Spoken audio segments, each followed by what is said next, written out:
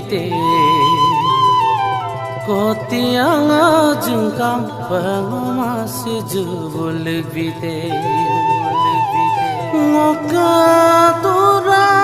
dudaksam mapoko patomang owa babab tayam lo jomb bongkang bila dolong ragam gukum sugel matar tobong bila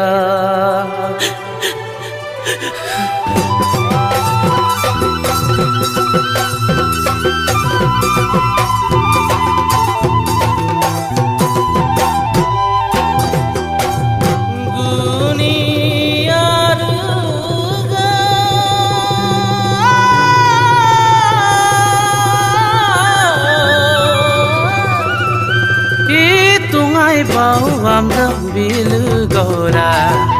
gune argi tungai bau amram bilu gola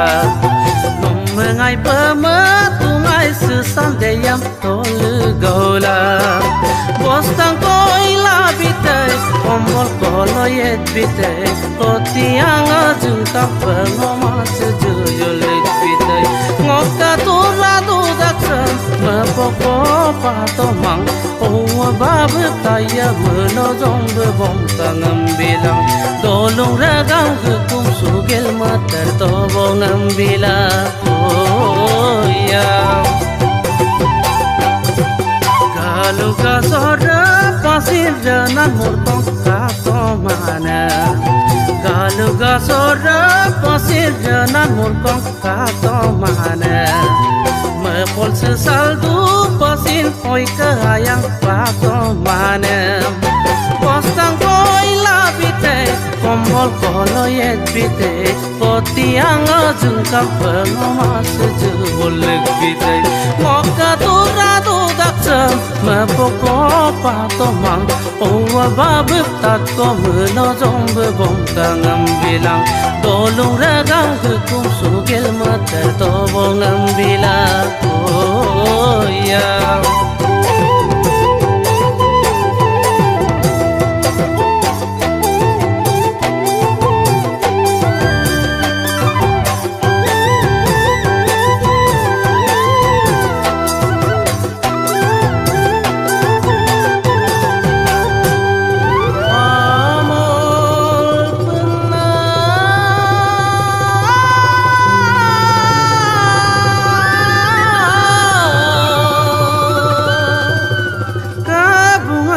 pengamak dola dangna